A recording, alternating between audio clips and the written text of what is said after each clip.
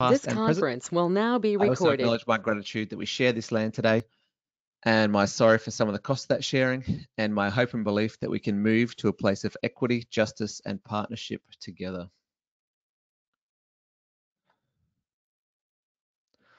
So firstly, a very warm online welcome to everybody. I hope you're staying nice and warm today. It's a bit getting wintry now. I reckon it's a nice day for some hot soup. So if you can find some soup, I reckon that's definitely on the agenda. I hope you and your family are traveling well in this interesting time. And just want to say thanks so much for joining us today and learning a bit more about foster care. We're all pretty excited about what we do and we think it's really important. So the fact you've joined in today is really great. And yeah, that makes us really happy. So the reality is that every single day we get a lot of inquiries from the Department for Child Protection. They're asking us, do you have someone that can take this baby or this teenager or this child? And we often have to say no because all our families are just full and we've got no vacancies. So that's why we are really ambitious and doing a lot of marketing and doing a lot of sessions like these, because we really want to get more families in to find more homes for these kids.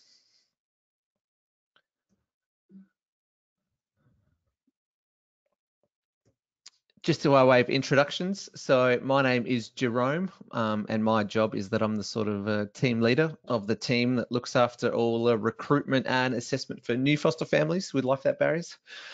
So a big part of my job is going out to communities and running information sessions and talking to people about foster care and trying to get them interested and get them motivated. Obviously, given the current environment, the face-to-face stuff has sort of come to a stop and we're not sure when we're going to be able to restart that. So we're doing what we can to do as much of it on an online way as we can. So these webinars are a part of that. And I think they've been really good and they've really helped a lot of people still be able to access information and come and find out more, even though we can't really leave our house as much as we'd like to. And I've got a special guest on the line. So I've got Christy, who you should be able to see. So Christy is one of our foster care ambassadors. So she is a Life Without Barriers foster care. That's what she does. But she's also does a special role, which is she's employed by us as well as a carer ambassador. And the focus of that role is to help us out with our sort of recruitment and assessment process by, being a contact for potential foster carers if they want to find out what it's like in real life, answer any questions you've got, and just bring that real life knowledge to the process. Because, yeah, as much as I've worked in this space for almost 10 years, I'm not a foster carer myself. So there's a certain aspect of that which Christy can bring that real valuable first-hand insight, whereas, mine's more learnt and more theoretical. So we'll definitely have Christy involved throughout the day, primarily at the end when we might do some Q&A and some questions. She'll really come into her own there. But maybe Christy, if you want to say a quick hello and talk about your foster care journey in a snapshot, maybe. Okay. Yes, we actually, after thinking about foster care for a number of years, we met a family that was fostering and had two little boys and desperately needed some respite. So we started the process just to be able to do respite for that family.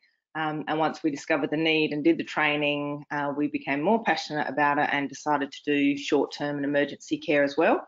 And yeah, 5 years later, we've had quite a few short-term placements from a few weeks to a few months. And we have regular respite placements that come for a weekend once a month or so as well. Fantastic. So yeah, as you'll learn later on, there are different sort of types of care you can provide, from full-time care to short-term care and respite care. So Christy's one of our respite carers that also does some short-term stuff. So they don't currently have someone that lives with them full-time, but who knows what the future holds. Hey, Christy. Yeah.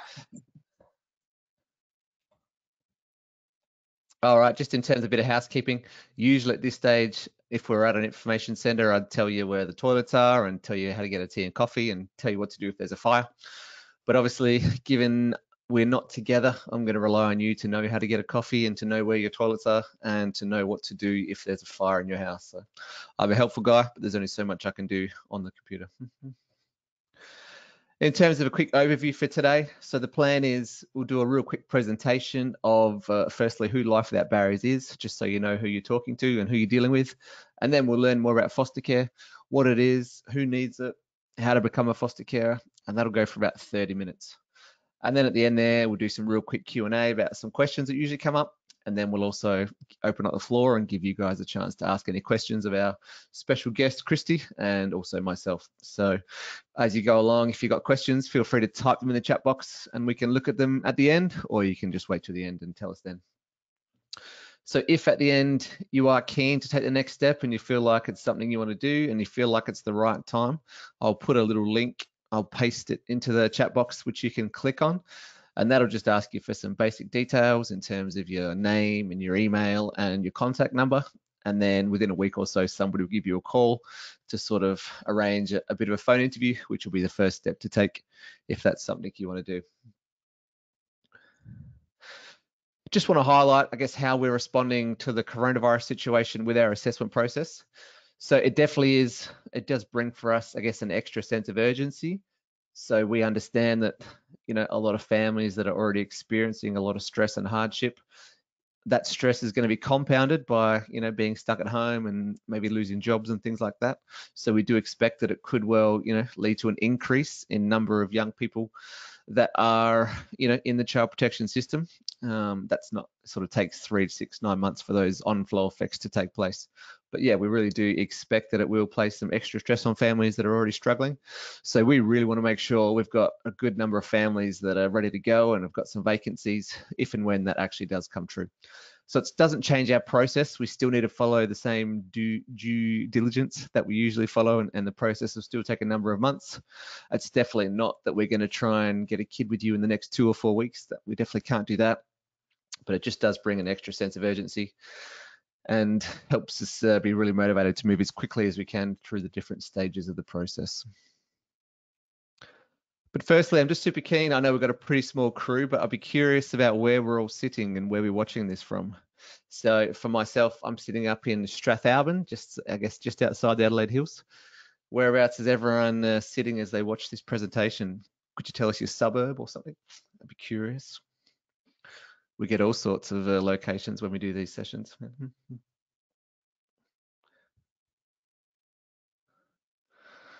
Got Wollonga, got Windsor Gardens, that's cool. Gawler, oh, fantastic. The reality is we need carers in all regions and all areas, so that's fantastic. And Clare, oh, that's fantastic. We got heaps of stuff in the Barossa and always need placements up that way, so that's cool. And the other question I really like to ask, because it's just always interesting, is how long have you thought about foster care? Is it something that's been in the back of your mind for a long time, or is it a more recent thing? So would you say a year, 5 years, 10 years, decades? Yeah, that's not uncommon, to be honest. Often people think about it and they just sort of wait for the right time in their life. A couple of years. Yeah, and that's often what we see, between a year to 5 years to 10 years. It often is something people think about for a long time and then they wait for the right time, which is good, as we'll talk about later on. So that's really interesting. Thank you for that. So now we'll move on to just a real quick explanation about who Life Without Barriers is, just so you know what we're about and you know who you're dealing with. So Life Without Barriers is a non-for-profit social services organisation, and we've got locations all around Australia. Got around 7,000 staff, over 3,000 foster carers, and in some we service, well and truly over 20,000 clients. So we really are quite a large organisation.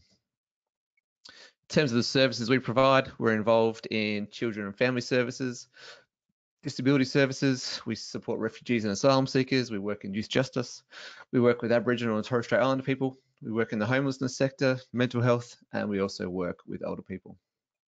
So pretty much any sort of social service that's out there, we're probably providing that somewhere in Australia.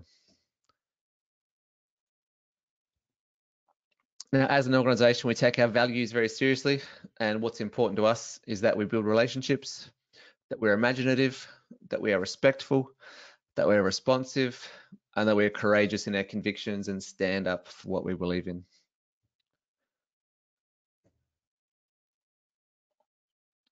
In addition to that, we take child safety really seriously. So not just our foster care and sort of family services, but across the organisation, we're absolutely committed to child safety. So every day we offer support and care to children.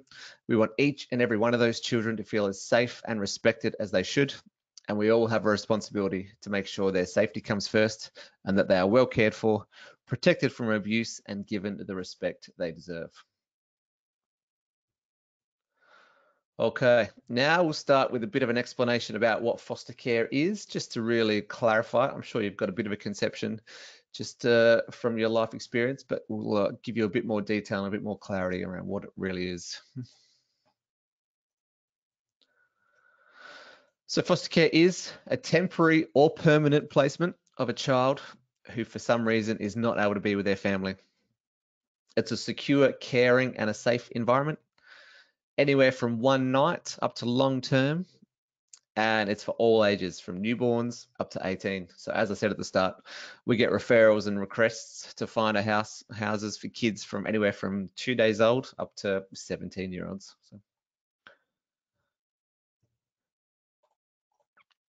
And foster care placements tend to differ in two main ways. That's firstly in, I guess, the type or the length of the stay, how long they're with you, and then the complexity of the needs of the young person. So in terms of the length of stay, there are sort of three sort of broad ways we describe it. So there's what we call short-term or emergency care. So that's where a child will be with you anywhere from sort of 1 day up to 18 months. And you should know in advance roughly how long we are asking you to take them for. It's not a lottery or a big surprise, but yeah, we could get referrals for, you know, a one night thing because they're going to go somewhere else tomorrow, but they've got nowhere to stay tonight, or 1 week here, or it could well be a 3-month request. So, but we'll be able to give you information on that for each specific case. Then there's long-term foster care, where we expect that they'll be with you up until they're 18 and hopefully beyond if they sort of become a real part of your family. And then there's what we call respite or weekend care. That's where you sort of open up your home on the weekends or maybe during school holidays, just at certain intervals to have a young person come and stay. Often this may be on some sort of regular basis. So as Christy was saying, they have a variety of young people come, and they might come monthly or in the school holidays or on some other frequency. And that's a really great way for the young person to build connections with other families, to increase their own support web. And it also provides a bit of a break to the other family who has them on the long-term basis. Now, the other way we talked about foster care placements differing was in how complex the needs of the young person are. So in South Australia, there are two, I guess, classifications of foster care. There's what we call general care and then specialist care. Now, the majority of kids fall into what we'd call general foster care, but there are a small number of young people who've got really complex needs, either in their healthcare needs or their physical disability, sometimes intellectual disability, sometimes very complex and challenging behaviours, and they can qualify for an extra level of support in a specialist foster care placement. And what that means is that those carers have done some extra training. They've got a bit more availability in their life, so they may not work full time, they may not work at all. And because we understand that that young person needs a lot more support than just, you know, after hours, outside of school and on weekends. So if you've got a real passion for providing care for people with complex needs, or you think you've got some real great skills in working with children, then that may be something you want to consider as well. Now we're going to talk briefly on why kids come into care. So the main reasons we find that kids end up needing a foster care placement are that they've come from an abusive or neglectful background. There may be an illness or death of a parent, or just for some reason their families are unable to provide for them. So we never come across a parent whose mission it is to be a bad parent in life. It's often a result of so many other life circumstances that have just resulted in them not being in a position and not developing the skills they need to be a good parent. So it could be that a family is very well intentioned and really wanting the best for their child, but they may have a lot of other financial or health issues that are making that tricky. Or it could be that they were brought up in a way themselves that wasn't ideal and have experienced trauma, and that means they don't have the parenting skills they need, and all sorts of other reasons. So another quick question for the crowd. Just if you had to guess, could you type into the chat box, how many kids do you think are currently in care around Australia? Always curious to see what people's guesses are. So around Australia, how many kids do you think are not able to be with their families? Just give it a few seconds for the answers to come in. Okay, we've got 5,000. That's a guess. Any update on 5,000? Any advance? No idea.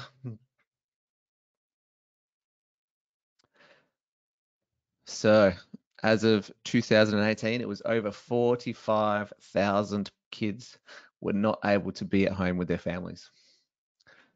Terrible stuff. And in South Australia alone, in the 2018-19 year, there were over 70,000 calls made to the Child Abuse Report Line, which is the way that South Australians can report suspected abuse or neglect. So it just goes to show there's a real need in our community, a huge need for people to help out where young people are unable to be with the families of origin. In terms of the type of abuse and harm that most kids experience, by far the biggest category is that of emotional abuse. So it means their emotional needs are not being met adequately by their parents. The second biggest category is neglect. So where the child's other needs are not being provided for in an adequate way.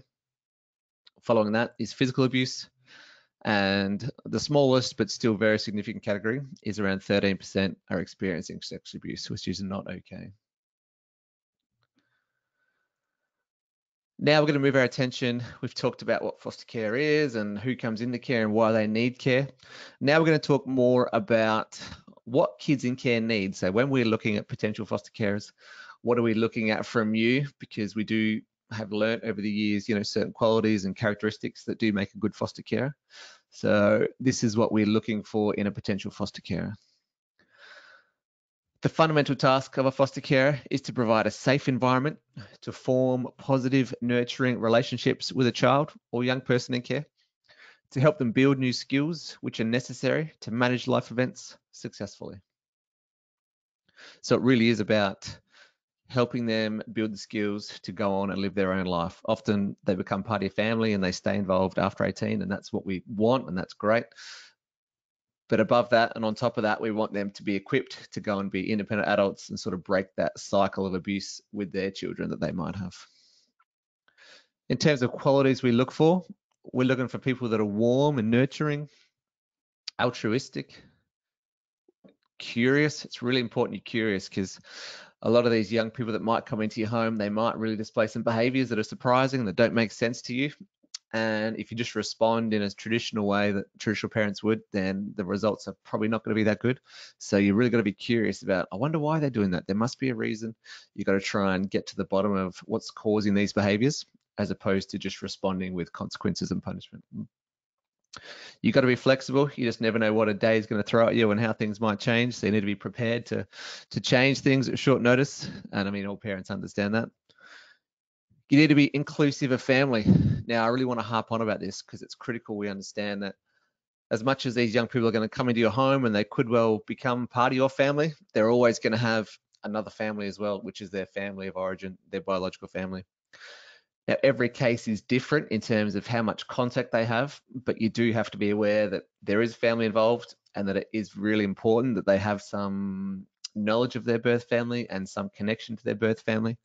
Otherwise, once they become teenagers, they will just drift away and find out what's going on with their family and what happened. So it's far better that we be on the front foot and we be proactive in building those connections. And that helps them understand their parents, get to know their parents, understand. Often they can quite quickly pick up that, oh yeah, mum loves me, but she's just not able to care for me in the way that I need to be cared for. So it's important that I live here, but I get to see mum sometimes, and that's okay. So as I said, every case is different in terms of how often they might see them and where they might see them, whether it's like at a Department for Child Protection office or if it's out in a park somewhere. So the arrangements do vary, but you do really have to be aware that that's always going to be a part of the picture, and you're not just going to get a kid come into your life and sort of cut them off from their previous experience. It's really important that you have sensitivity and willing to invest your time and your money. So if you're absolutely flat out in your life and really busy and don't have much spare time, it may not be the best thing for you to do right now. But if in future you do have some, I guess, availability open up, that's great. And in terms of the money, you do receive a financial reimbursement, which is designed to cover a lot of the costs you're incurring by caring for a young person. But we really want to see that you're excited to spend your own money on these kids as well, and not just do it for the reimbursement. Now, I'm giving you the answers to the test up front in a sense that those qualities that we just talked about, that's what we're going to be looking for and analyzing within you throughout the whole process. So if after today you sign up and you say, yep, I want to take the next step and have a phone interview, right from that very first second of that phone interview, that's the kind of things that are going to be in the back of our minds as we're having conversations with you and we're observing how you interact with us, how you interact with others, because those things are just so important. Now, in terms of who can be a foster carer, we talked about the qualities we're looking for, but in a more practical sense, you do need to be over 25. You can be from any culture. You can be a single or a couple with or without children. You do need to have a spare room and somewhere for them to sleep.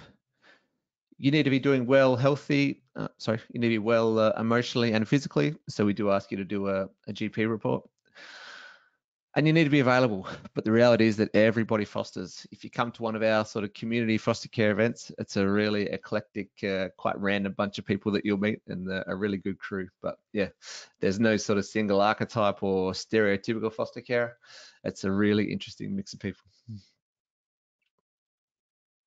Now we want to go through the types of support that you'll receive as a foster carer if you decide to do the process through Life Without Barriers. So I'll just move around the wheel here. So starting at the top, so you receive 24/7 support. So you have an allocated caseworker who you would probably call, in business hours, Monday to Friday, 9 to 5. But if something goes wrong after hours at 10 p.m. or 2 a.m. or on a weekend, you've definitely got someone you can call. And we have duty workers that can help you respond at any time. You become part of a big care team of other professionals, of caseworkers and psychologists and teachers that are all working for that child's interests. So it's a really exciting space.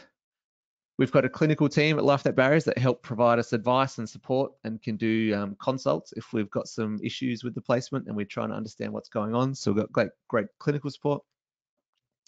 You receive financial reimbursement, as I said. In terms of that reimbursement, it gets bigger, I guess, as the child gets older. So every year the reimbursement goes up because we expect that they're going to be eating more food and having more needs in terms of clothing and things like that. And it also is impacted by how complex the needs of the young person are. So as I said, there's that specialist foster care. If there's a child in that program, then that carer is entitled to a higher level of reimbursement because the reality is they're probably not going to be able to work in the same way another foster carer would. So they're going to need to be more available. And there could be higher needs and higher levels of expenditure on other supplies as well. You'll get access to the Life Without Barriers employee assistance program, which is like a confidential telephone counselling service that all staff get. You'll start getting invited to all sorts of social events and parties. We have big parties in Christmas time. We do care camps. We do all sorts of barbecues and things. So we'll try and bring you into that crew, but obviously we can't do much like that at the moment. You may be entitled to respite. So what we say with respite is that it's not suitable in all cases. There might be some young people where it's not a positive thing for them, but there are some young people who go to Christy's house and it's fantastic and they have a great time and it's a really positive thing and enhances their life experience. But for the most part, we want to normalize these kids' experience, and it's not necessarily normal to be sent off every second weekend or sent off every month to another person's house if that's not what you want and you're not having a good time with it. So we look at that on a case-by-case basis, but respite may be appropriate in your situation. And then there's all sorts of learning and development opportunities. So I might see if Christy can come back on. I know she's done quite a few of our trainings. Christy, from the training you've done, how have you found that to be helpful, or is there some that you found that you think are really great? And just, I guess, the role of training in general, how have you found that? Yeah, I've loved the training. The getting that understanding of the way that trauma affects children differently and how it can present has been so helpful. And the therapeutic intervention parenting, have I got that right, Jerome? Therapeutic crisis intervention, TCI. Yes, that's the one. I always get it wrong. That was just so full of practical suggestions and ideas and challenged us to look at our preconceived ideas of what's just naughty behaviour and what is actually a reflection of the child hurting or being scared deep down because of their previous experiences. So yeah, every training that I've done so far through Life Without Barriers, and also through my work, I've done some trauma understanding training, and it's just also helpful to understand the child and where they're coming from, because that just can completely change how you parent these kids, or provide support for them. Yeah, fantastic. Thanks for that. Now we'll go really quickly through the process to become a carer, and then we'll see if there's any sort of questions at the end of that. So we sort of break the process down into 3 broad areas. So there's what we'd call the inquiry stage, and then the screening stage, and then what we call the interview stage. So during the inquiry stage, you might attend an information night or something like we're doing now, some kind of info session. It's not compulsory, but it definitely is a big way that people do start the process. If after learning that information, you think it's a really good fit for you and your life right now, the next step would be to have a phone interview. So if at the end of today you click on the form and put your details in, that'll be the next step, that someone calls you to try and book in a phone interview. From there, we'd probably come out and visit you at your home and have a chat to you, get to know you better, have a quick look at your house to see if there's any issues with that.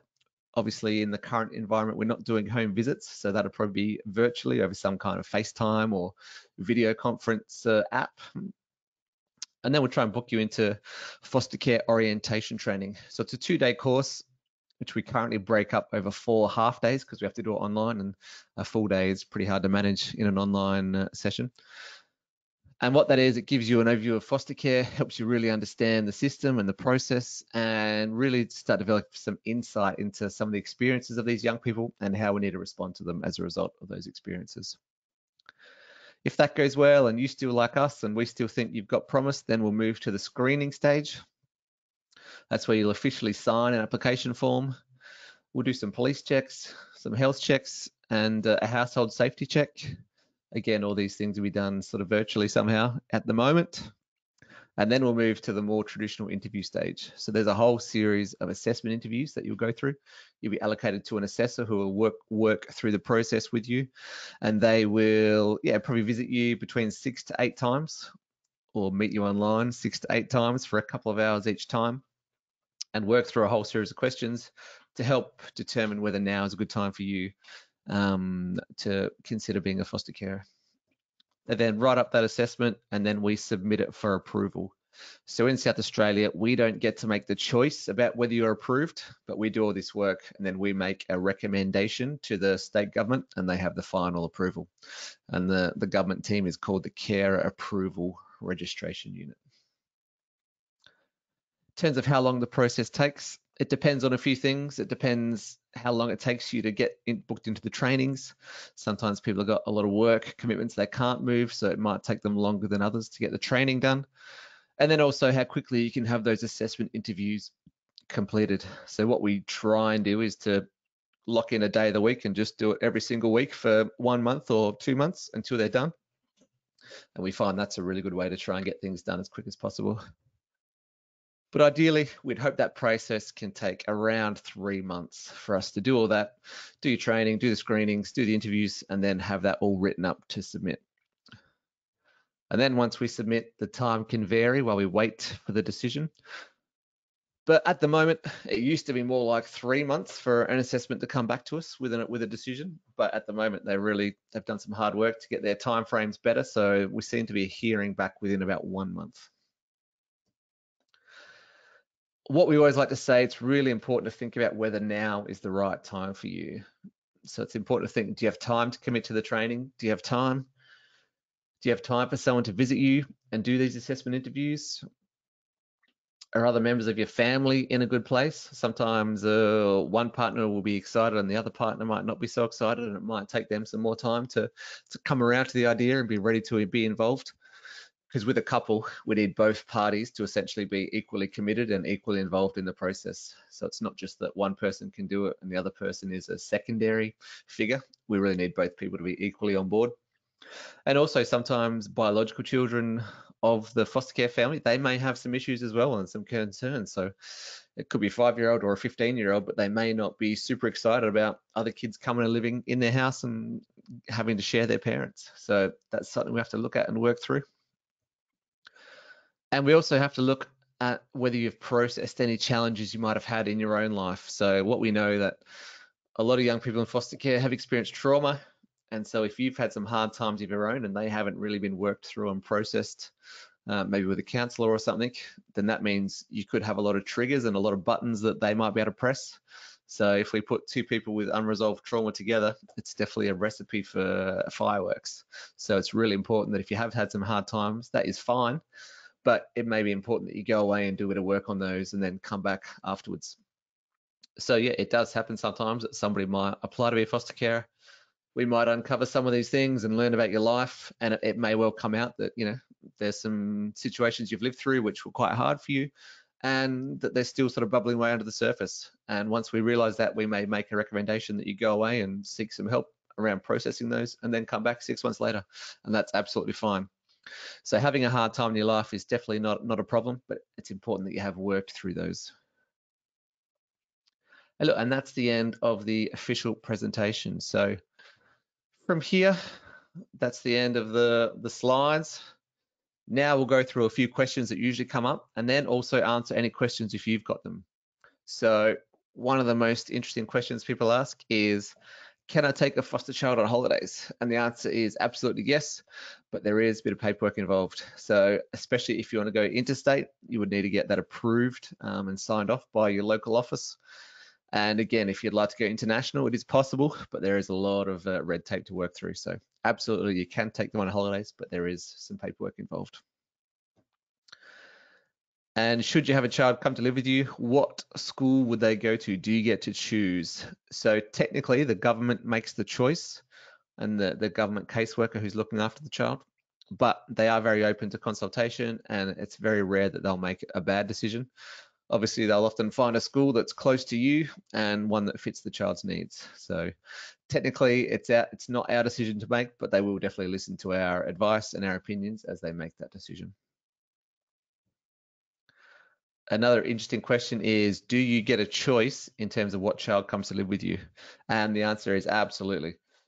So as a foster carer, you are technically a volunteer. So you're not an employee, you're not a staff member. So that means that you have choice. You don't have to do anything you don't want to do. So obviously we will get to know you and get to understand the type of placement that you think would be good to come to your house. And then we'll sort of find some placements we think match that to that list. And then we'll bring that to you for your consideration.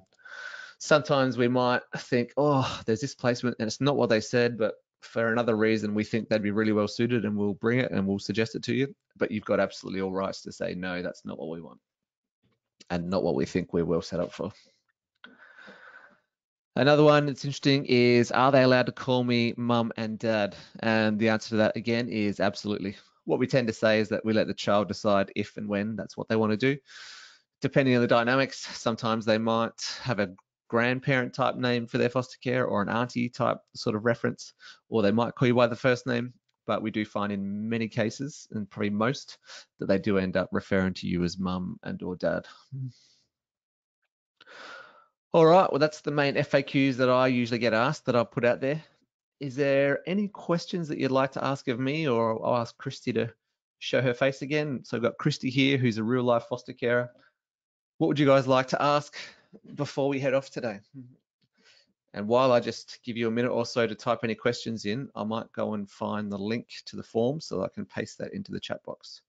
So excuse me while I just click on some buttons, but yeah, please let us know if you've got any questions at all, and Christy or myself will answer them.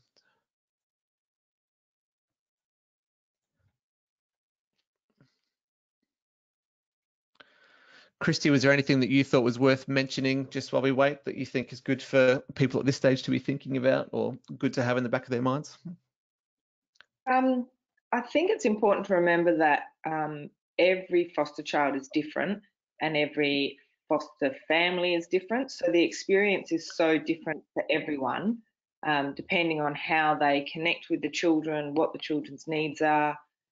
So it's really hard to tell people what it's going to be like for them because it is so different in every situation.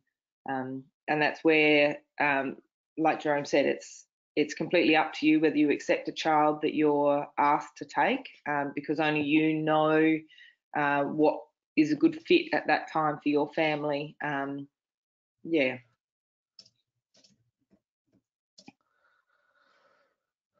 Oh, that's a good question for you, Chrissy. Is there much demand for care during the holidays? What have you found? Yeah, when we lived up in the Riverland, a lot of the respite care we did was during holidays, because that family, it was a single mum and she liked to travel in the holidays. So we had the boys then. But in the last 12 months, it's mainly just been weekends that we've done the respite, not so much during holidays. But again, it really depends who you're providing respite for, what their situation is. Holidays might be when they need a break to spend with their biological older children or something like that. So it's really different in every situation. Yeah, and I can speak to that. I guess from our point of view, we are always looking for carers in holidays and weekends. In terms of, it's just so important. 2 weeks, as we may have realised in that coronavirus lockdown, that 2 weeks at home with all your kids can be a very long time, or 4 weeks, and I think a lot of families have had to do 8 or more. So absolutely, there's always we're always looking around for school holiday respite options for a lot of our families with long-term placements. So that is definitely true. Initially, I'm interested in respite care. How often is this likely to be? So, Samantha, with that, it can be essentially you can sort of tell us how much you're willing to do, and then it's a matter of us finding, I guess, suitable options that suit your situation. So, if we are looking at respite carers, we do ask them to be, we need some reasonable amount of availability. So, for example, if we've got 2 different people that will apply and one person is only looking at 1 weekend a month and the other one's available for more weekends, then we might have to prioritize who we get the assessment done, because we just want to make sure we've got as many options as we can. But yeah, it could well be that you really develop a connection with one young person who comes once a month, and then another young person who comes monthly, but on the other opposite fortnight. So you may end up having, a child one weekend, have a weekend off, and then a child another weekend, and then a weekend off. So there's all sorts of different arrangements around. And just a question higher up, can we still foster if we are looking at having our own children as well? Now, good question. It is something we'll definitely explore with you. Our probably advice would be that it's better to sort of pursue your own children and that process first. But depending on what type of care you want to do, and also how far down the road that might be. So if we do all this work, and it's a significant investment of time and resources from us and from you. If we do all this work and then within 12 months you could well have a child of your own, that could really limit your ability to provide care. So it depends, I guess, what type of care you're thinking of, and how far down the road you think your own children might be. So it could well be that we make a recommendation that you do wait a few years until you're further down the road with your own children, but we're definitely happy to have that chat with you if you'd like and explore your situation a bit more. One for you, Christy, and what's the hardest part of being a foster carer, and what's the best? What have you seen? Yeah, I think probably the hardest part is very similar to normal parenting, but exacerbated by their heightened needs, in that it's 24/7. So when you're tired, when you're ready for a break, sit on the couch, go to bed, have a sleep, whatever, the children still need you. And when the children have deep down fears that they don't even understand, let alone us, those needs are all heightened. So it can be exhausting, it can be emotionally and mentally draining. But at the same time, I think it also exacerbates the reward that parenting has, because you put in that extra time, that extra thought. You know that it's harder for the children to reach those certain milestones. So when they do, it's even more rewarding and exciting to have been part of that and to have supported them through that. And it's not like parenting, it's not always hard and tiring and exhausting. There's moments where it's just hilarious and joyful and fun and just purely rewarding. yeah, that's just one element of either side of it that I can think of. But yeah, very in depth. There's so much that I could say, and it's different for every child and every carer. Yeah. So I hope that. Yeah, cool.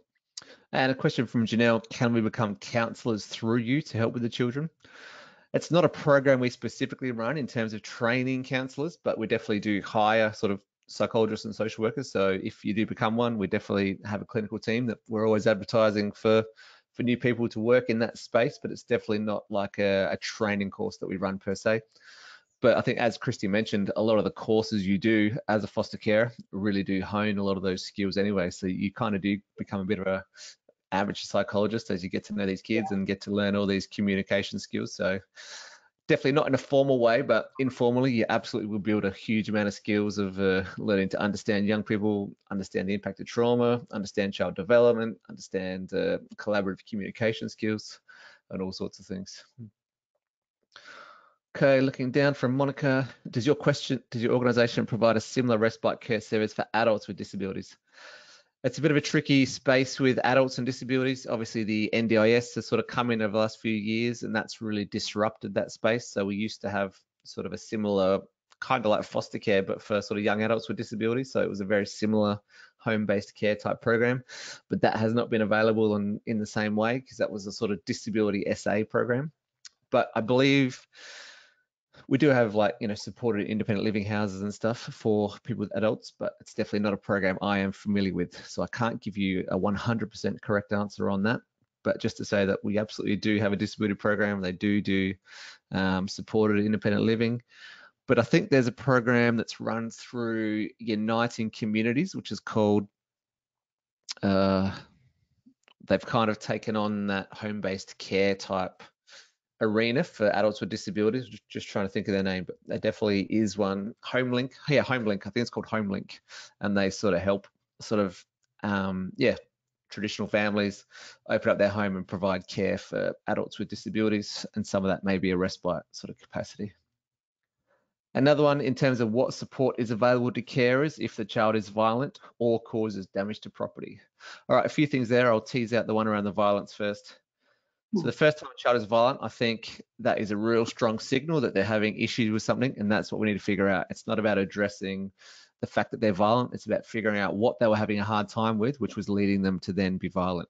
So the trick there is we would provide wraparound support. You'd have your caseworker out there soon. We might get the clinical consult, and we want to understand what's going on for that child. It's not about figuring out the consequences or punishments for every time they be violent. It's about understanding why they're being violent and finding out how we can either modify the environment or reduce the expectations that are leading them to feel like they're not coping, which is leading to the violence. So what we say is the violence is kind of like a downstream effect of them having an issue further upstream. So violence is just a signal or a symptom of the fact that they're not coping. It's not something that we address specifically. So it's all about trying to understand what's going on for that young person, what issues they're having, what they're struggling with, because if we resolve that, then the violence will disappear. In terms of damage to property, what the Department for Child Protection says, if a child does cause property damage, they first ask you to see if it's claimable under your home insurance, contents insurance policy, or home contents, and then they reimburse the cost of the excess. And if your insurance company says no, that's not claimable, then the Child Protection Agency sort of covers that cost. So we definitely don't expect you to be out of pocket for damage caused by a young person. Well, there were some good questions. Does that raise any more questions for people? Anything else come up before we finish up today? We've definitely got time to hang around if you do have the questions, but if that's about all you've got, then that's totally fine. Just give it another 30 seconds or a minute or so just to see if there's any last minute questions. I might just add a bit to Samantha's question. I'm not sure whether we fully answered that about how often the respite is. In our case, we have 2 different children on separate weekends once a month for Friday and Saturday night. And then there's another 2 siblings that come to us about every 6 weeks, but that's kind of a as needed basis. that seems to be the regular, like the norm, that those that need the respite, it's about once a month to once every 6 weeks, just to provide almost like an extended family kind of feel for the children. So if it's too often, I think Jerome mentioned earlier, it makes them feel like they're being kicked out of the house and sent away because they've done something wrong or whatever. But trying to get that, it's regular enough that they develop a relationship with the respite providers and feel like it's something special they get to do semi-regularly. Yeah, great answer. Question from Lee: do you subsidise money if we go on holidays? And I guess typically no. So we'd expect that if that's a holiday you want to do, that yeah, that's something we would not be helping you out with the cost for, as a general rule. Now, where are we? Do you subsidise any money? Sorry, I just did that one. What support? So Samantha's asked, I've requested a call back. How soon might this be? So if you've done the sort of call me back form, it could well take a week to 10 days for someone to give you a call. But if you would like a quicker response and to get on it, I'm just going to put a phone number into the chat box. So that's we've got a dedicated team at Life Without Barriers that takes all of our initial inquiries for the whole of Australia, because we're such a big organization, we get so many, we've got a dedicated, I guess, expert team that manages those. So I've just put a phone number there, a 1300 number.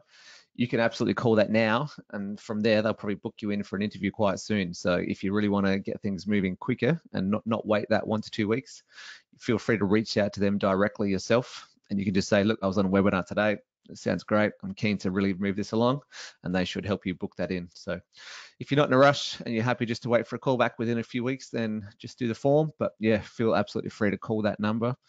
And yeah, they should book you in for a session quite soon, and that will be the quickest turnaround. Okay, got some more coming. What age should your own children be before taking on a foster child? So yeah, good question. What we tend to say is that we think it's, on average, it's better for the foster child to be the youngest in the family, just for family dynamics and for your kids to feel sort of most secure and most safe and not feel threatened by someone else coming in. So that's a general rule of thumb.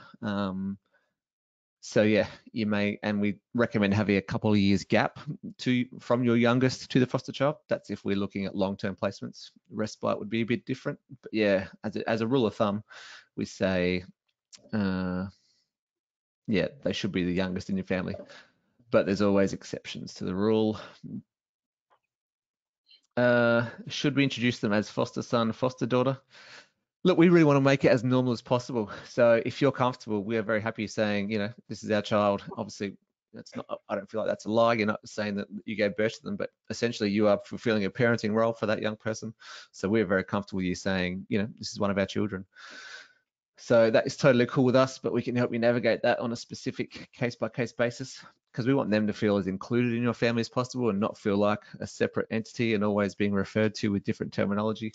That's not going to be a great feel for them. So we want to really make it normal and make them feel as included as possible. Yeah, can I jump in on that one, Jerome? Sure. In our experience, we've found that some of these children carry a lot of shame that they're in the foster care system, and they don't want people to know. So if in doubt as to whether people will want to know if it's your child or not, if you're not comfortable introducing them as your child, we just err on the side of, this is Bobby, this is, you know, you just use their name, you don't have to explain it. And we've found that we've had to have some conversations with people kind of on the side or on Facebook saying, if we have a child with us, if you don't recognise them as one of ours, it's okay to assume that they're a foster child, but you don't need to talk about it, particularly in front of them. It's a need to know basis. Yeah, because people will ask very inappropriate questions in front of them, like, oh, why are they in your care? And that just really embarrasses a child and triggers all sorts of shame. So yeah. Yeah. All right, well, that's some really good questions. Has any more questions people can think of? If you have more after the fact, that's fine. You can send them through or talk about them on the phone interview. But anything else you'd like to ask Christy while we've got her here as a captive audience before she goes back to her life?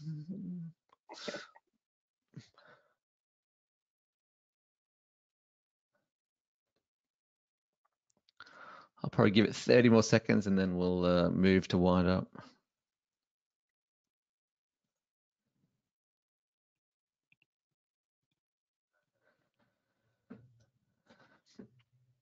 Nothing else coming in.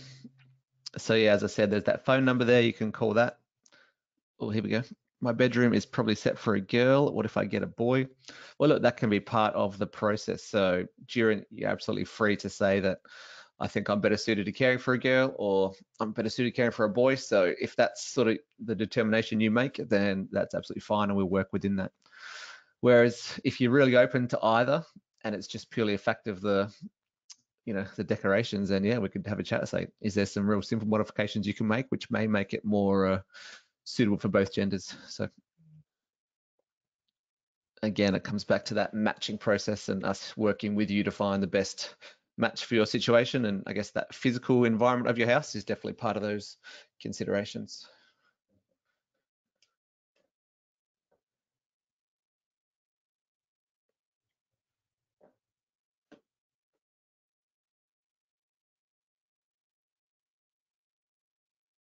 Is there a charity group where we can get furniture or clothes?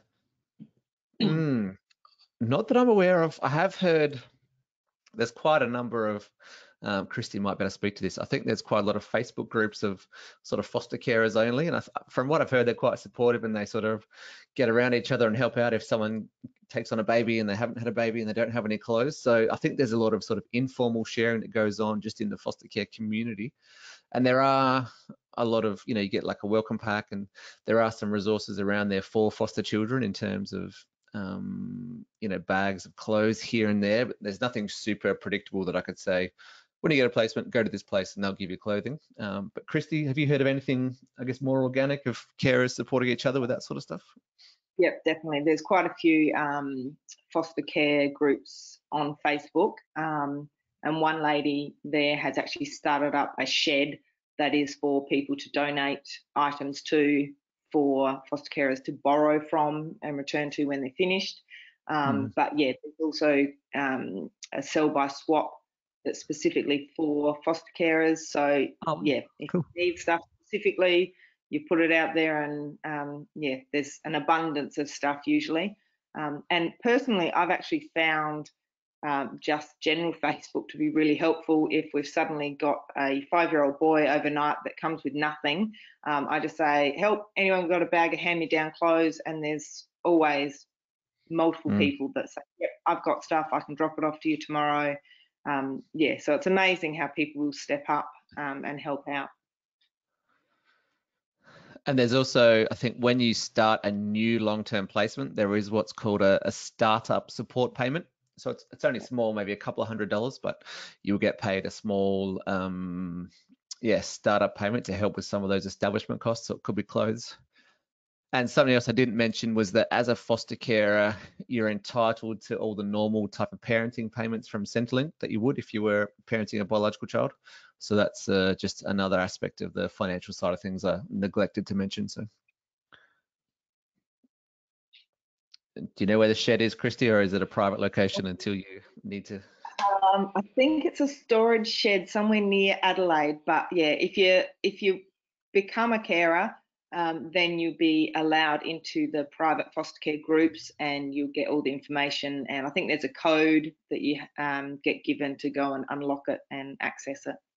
Oh wow, impressive. But yeah, you'll find that foster carers are really supportive of each other.